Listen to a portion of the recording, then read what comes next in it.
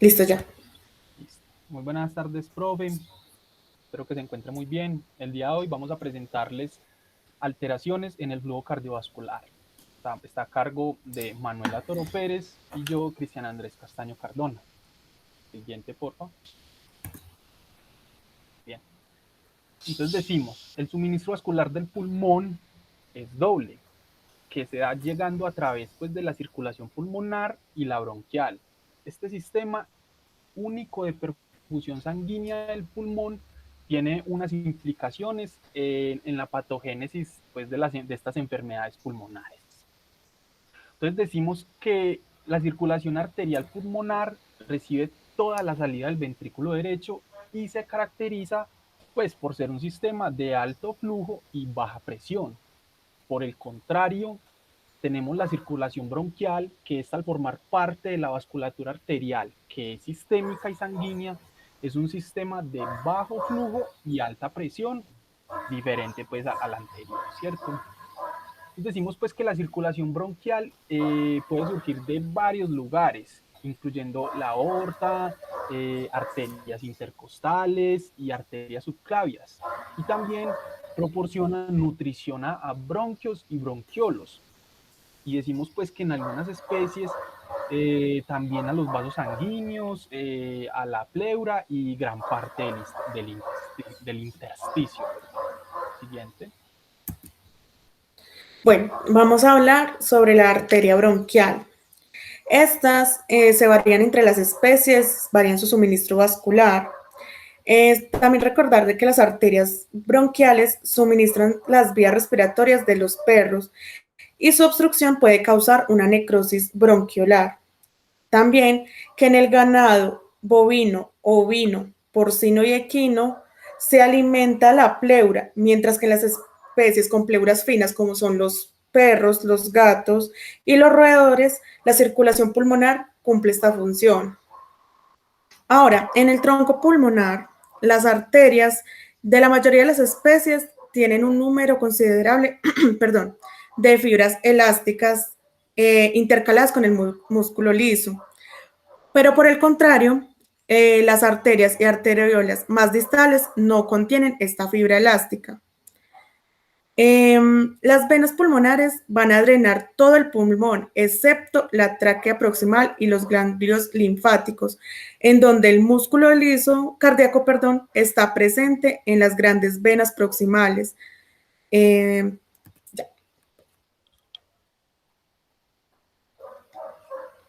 Bueno, entonces decimos pues que el sistema linfático es el menos conocido de los sistemas vasculares del pulmón, ¿cierto?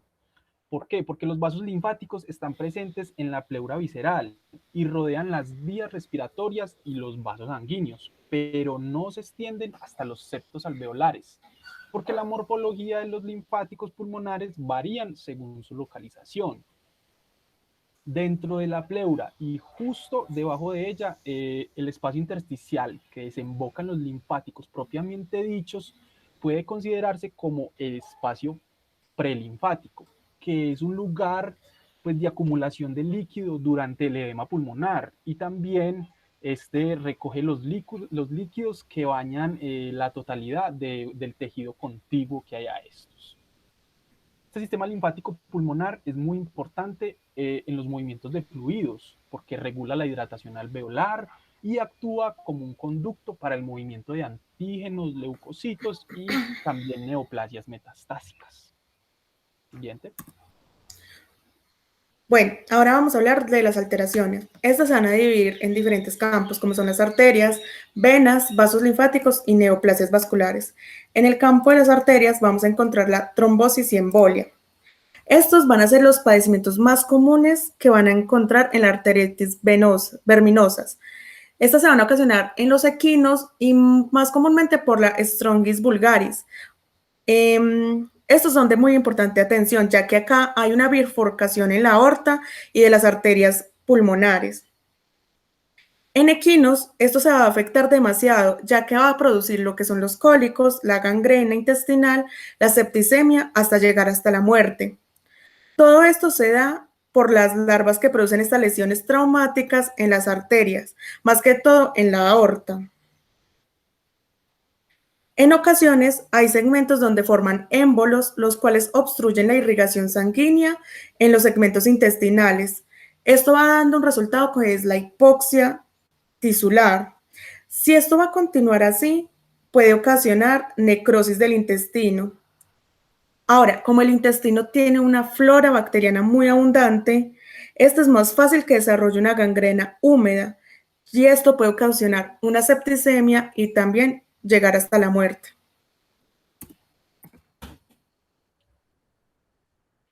Seguimos con aneurisma. Sabemos pues que existen dos tipos de aneurisma, una verdadera y una falsa.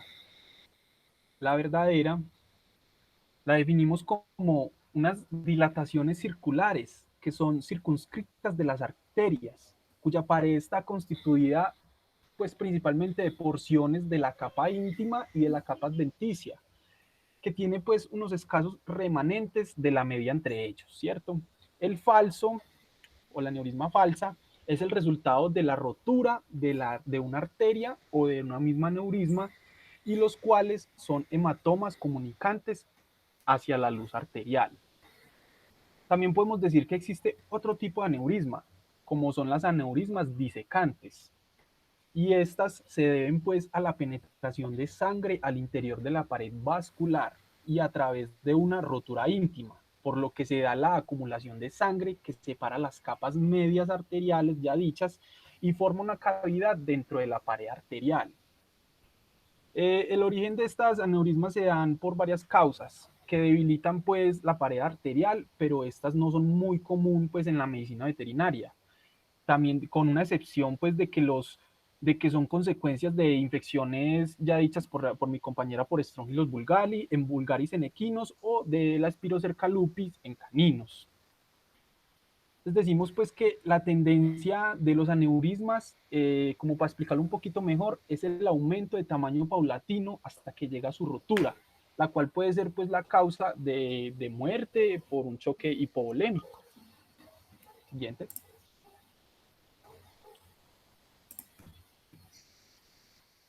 Con rotura sigues. Pero no tenemos diapositiva de rotura. Bueno, acá en la aneurisma se da una rotura. Esto se da casi siempre, es por una consecuencia de traumatismos. La rotura espontánea o que de un momento a otro no es tan común. También una rotura se puede ocurrir en la etapa final de un aneurisma. Como dijo mi compañera, en los perros se da por la Spirocerca lupus, exacto, muchas gracias, que esta puede inducir a la rotura de la aorta, y en equinos por el Strongylos vulgaris.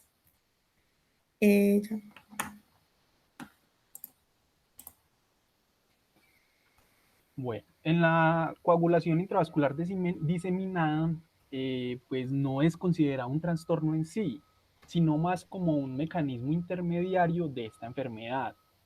Y la podemos definir pues como una activación patológica del sistema de coagulación, que termina como su nombre lo dice, con una coagulación intravascular generalizada que afecta pues arteriolas y capilares en particular.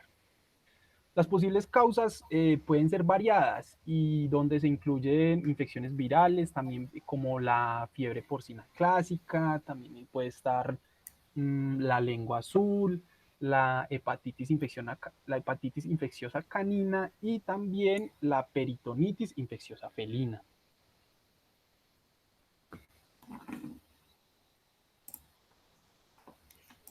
Bueno, la arteriosclerosis y la aterosclerosis.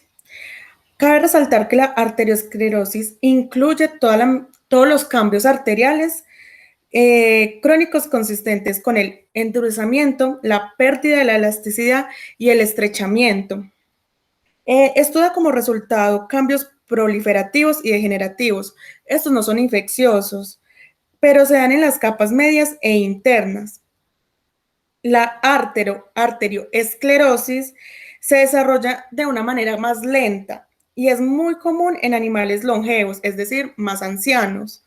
Los vasos esclerosados van a tener varios cambios de flujo sanguíneo. Cuando se da un desarrollo en la aterosclerosis, se da a partir de una arterioesclerosis. Esto ocurre con muy poca frecuencia y solamente se da en el cerdo.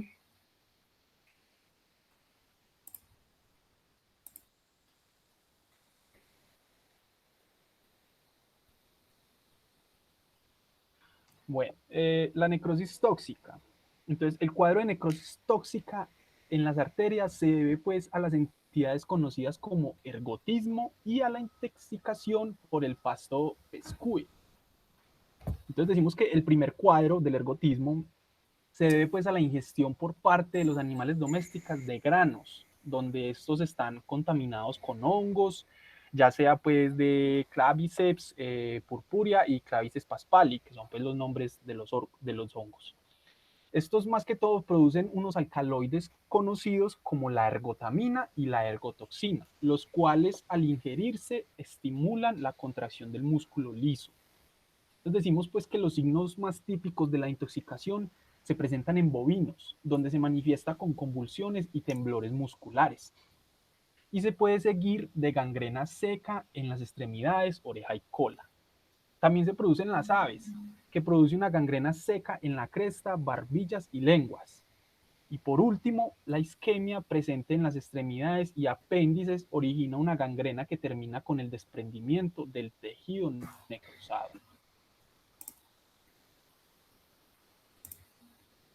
Bueno, una hipertrofia arterial.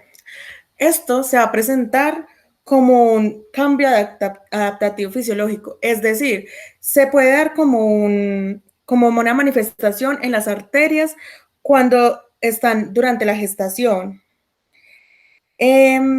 Cualquier causa que retrase la velocidad del flujo sanguíneo en los pulmones, tales como pueden ser la neumonía, la estenosis vasculares y la vasoconstricción arterial, puede causar hipertrofia.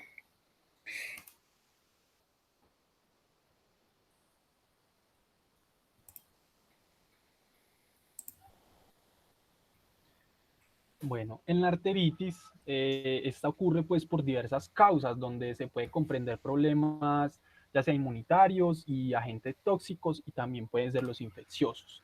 En los infecciosos incluyen pues bacterias, hongos y también virus y también se puede hacer pues parásitos. Entonces decimos pues que la inflamación de las arterias ocurre por el tamaño de infecciones e inflamaciones de los tejidos adyacentes, sobre todo si el proceso inicial es supurativo o también puede ser necrosante. Entonces la arteritis se observa con frecuencia en neumonías bacterianas junto a abscesos, también en meningitis purulenta y también en una arteritis aguda. Entonces decimos pues que en la porción afectada los vasos sanguíneos se pueden observar pues con una proliferación endotelial, también necrosis fibrinoide perdón, de la pared vascular y también puede ser una posible presencia de trombos. Entonces, dicho todo esto, la arteritis es considerada un signo importante en varias enfermedades virales, como lo es la fiebre porcina clásica, la fiebre catarral maligna, también en la arteritis viral equina y la peritonitis infecciosa felina. En estos casos, la respuesta a esa inflamación es principalmente de tipo linfocitos, con células plasmáticas y también con macrófagos. Listo. La vasculitis. Esto lo que va a hacer es indicar la presencia de células inflamatorias, tanto dentro como alrededor de las paredes de los vasos sanguíneos. Esto va a llevar a un daño vascular, donde se va a representar por la deposición de fibrina, la degeneración de colágeno y una necrosis de las células endoteliales y del músculo liso. La vasculitis también es un signo común de muchas enfermedades inflamatorias, donde va a participar de manera importante en la patogenia de muchas de estas. Ahora, al verlo a nivel microscópico, las lesiones se sitúan en la capa media de las arterias, en donde las células musculares se necrosan y son reemplazadas por un material hialino. También cabe resaltar que presentar un edema en la pared y de la capa de adventicia, perdón, se da una infiltración de leucocitos, sobre todo neutrófilos y linfocitos.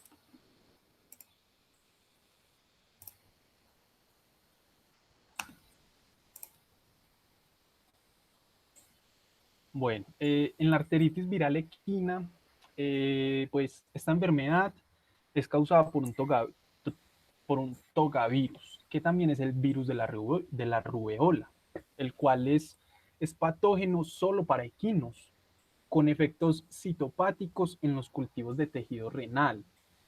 Se manifiesta con fiebre y leucopenia, con rinitis y edema de los párpados. Las lesiones consisten pues en hemorragias y edemas, y también las lesiones se sitúan en la capa media de las arterias. Así que, Bueno, la dirofiliaris. Esto se va a presentar en caninos y esto sigue, es causado, dime, dirofilariasis, ¿qué dije yo? dilofilaria, sigue. Bueno, esto se va a presentar en caninos y es causado por el parásito Dilofilaria immitis, que es el mosquito. Esto va a tener en dos fases. En la fase adulta vive en el hemicardio derecho y en la pared pulmonar, pero por el contrario, cuando es en fase larvaria, esta se va a alojar en la circulación sistemática y va a requerir de mosquitos, como puede ser el Anopheles, el Aedes y el Culex. Esto para completar su desarrollo y así poder infectar otros animales. Ahora, las lesiones que van a producir pueden describirse como una fibrosis difusa interalveolar de los pulmones, en donde los vasos sanguíneos van a causar una extensa arteriosclerosis. Esto va a estar junto con una formación de trombos y émbolos a consecuencia de las lesiones musculares. Como hemos dicho, en los caninos, cuando están demasiado parasitados, se va a presentar una insuficiencia cardíaca congestiva derecha.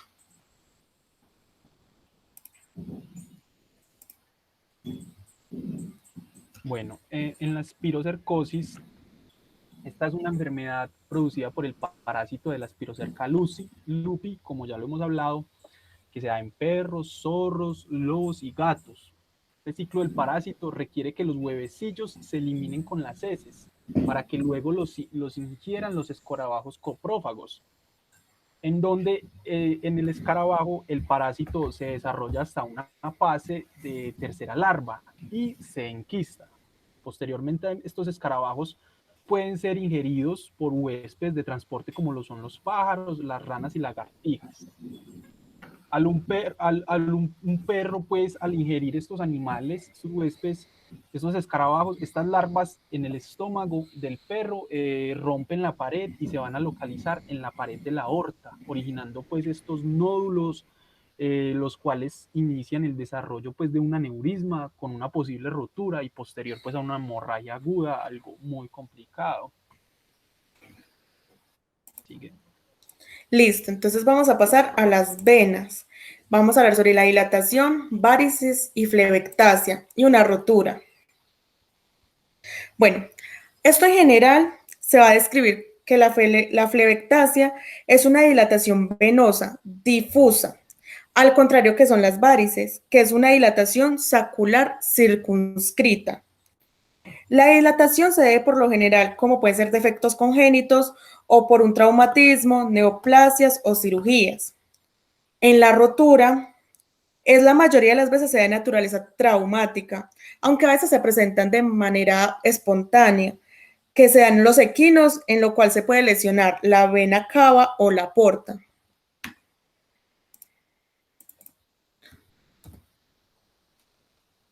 Bueno, en la tromboembolia decimos pues que la trombosis venosa se genera pues por procesos inflamatorios comunes y es más común en la yugular, la cava y la porta. Sus causas son desconocidas en muchos de los casos, pero más sin embargo se sabe pues que los trombos en las yugulares siempre están ligados a la administración repetida de medicamentos pues al sangrado, ¿cierto? Una forma importante de trombosis es la de la cava posterior en los bovinos. Esta es muy común en los bovinos lecheros y ocurre en forma principal pues como una secuela de una reticulopericarditis traumática o también de una acidosis ruminal que se complica y produce pues unos abscesos hepáticos. Bueno, la flebitis, esta se va a diferenciar de la arteritis. Digamos, esto se da por una mayor tendencia a la trombosis, por lo tanto va a tener una menor tendencia a las hemorragias.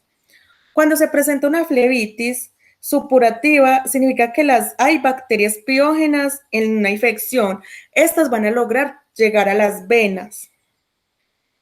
Cuando hay una mayor tendencia a la flebitis que a la arteritis, se da por una diferencia estructural entre ellas. Una forma más importante de endoflebitis supurativa es la onfaloflebitis. Esto se va a dar en los recién nacidos, dado que se da una infección en el cordón umbilical donde se produce una bacteremia. Esto finaliza con una muerte aguda. Si el animal infectado no muere en la fase aguda de la infección, puede desarrollar una poliartritis supurativa. Bueno, entonces ya seguimos pues con los vasos linfáticos y sus trastornos circulatorios, que ya sería pues empezaríamos con la dilatación. Entonces, la dilatación o se denomina pues linfangiectasia y pues resulta de obstrucciones que conducen a la acumulación del líquido intersticial en el área que lo drena. Las causas más comunes de obstrucción pueden ser tumores infiltrantes y también trombosis. Y decimos pues que los vasos afectados se dilatan irregularmente y el tejido que lo rodea se torna pues de tipo edematoso. Entonces tenemos pues que linfangiectasia intestinal es una causa común de enteropatía asociada con la pérdida de proteína en los caninos, pero también así como en rumiantes afectados de paratuberculosis. La rotura es solo trascendente cuando los vasos linfáticos de grueso calibre o el conducto torácico se rompen. Esto a lo cual produce el famoso quilotórax o a una citis quilosa. Y pues este trastorno se puede observar sobre todo en pequeñas especies debido a traumatismos y neoplasias, dado pues que su cuerpo pequeño no es capaz de acomodar pues estos cambios de tamaños tan bruscos. Listo, la linfangitis. Esto es considerado como una inflamación de los conductos linfáticos. Esto a consecuencia de infecciones locales. Eso se da como tanto en bacterias como en hongos pueden causar linfangitis, donde se va a originar porque los linfáticos drenan a los agentes infecciosos y a sus productos. Las micobacterias producen digámoslo muy común, a una linfangitis granulomatosa. Lo más importante son las linfangitis caseosa y la linfangitis ulcerosa y epizootica, que la veremos más adelante. Bueno, tenemos pues que en la linfadenitis caseosa es una infección supurativa de los linfonodos de los ovinos y caprinos, que esta es producida pues por la Corynebacterium pseudotuberculosis. Entonces, estas lesiones se pueden situar principalmente en los linfonodos superficiales, también muy particular en el linfonodo preescapular, el precrural y el popliteo. Y también pueden encontrarse afectados pues, los linfonodos bronquiales y también los mediastínicos.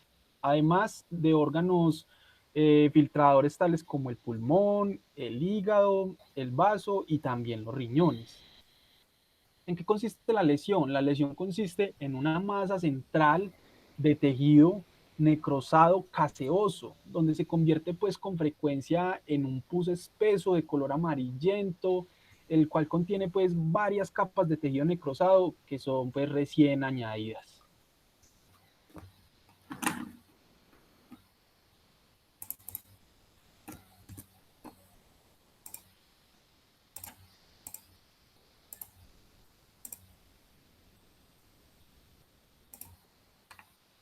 Bueno, ahora, la linfangitis ulcerosa y epizoótica. La linfangitis ulcerosa es considerada como una inflamación crónica progresiva de los linfonodos subcutáneos en el equino. Esto se va a producir sobre todo en los miembros, con lo cual aparece una hinchazón difusa seguida por la formación de nódulos que sí son abscesos que supuran, un exudado amarillo y cremoso. En la linfangitis epizoótica es una inflamación también que es producida por un histoplasma farciminosum, donde se va a asemejar en términos clínicos a una linfangitis ulcerosa. Esto aquí lo que va a hacer es afectar al equino en la región del Mediterráneo. Ay, no, no me perdí. Sigue, sigue. Espera, quedémonos calladitos un momento para poderlo cortar ahorita. A ver, la linfangitis epizoótica. Esta infección va a penetrar a través de las lesiones cutáneas y va a producir una linfangitis cutánea, en donde se va a presentar una formación de abscesos que van a drenar al exterior. Es muy parecida a la linfangitis ulcerosa.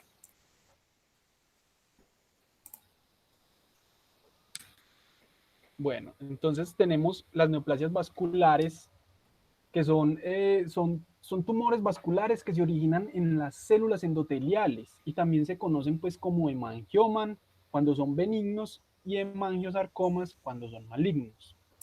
Tenemos el hemangioma, que es una neoplasia endotelial benigna que se produce de manera habitual en caninos. También puede encontrarse en cualquier parte del cuerpo y a nivel histológico se observan múltiples espacios vasculares llenos de eritrocitos, delimitados por un endotelio vascular, y además también pueden contener un abundante estroma de tejido conjuntivo.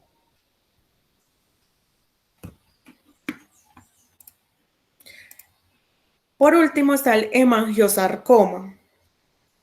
Este es menos común que el hemangioma y se presenta de forma particular en caninos longevos, o sea, es decir, de mayor edad, en equinos y borregos. El tumor se puede originar en cualquier parte del cuerpo, pero sobre todo se va a alojar en lo que es el vaso, el hígado o en la aurícula derecha. Esta neoplasia muestra un aspecto hemorrágico rojo y negruzco. Muchísimas gracias de antemano. Que tenga un buen día, profe.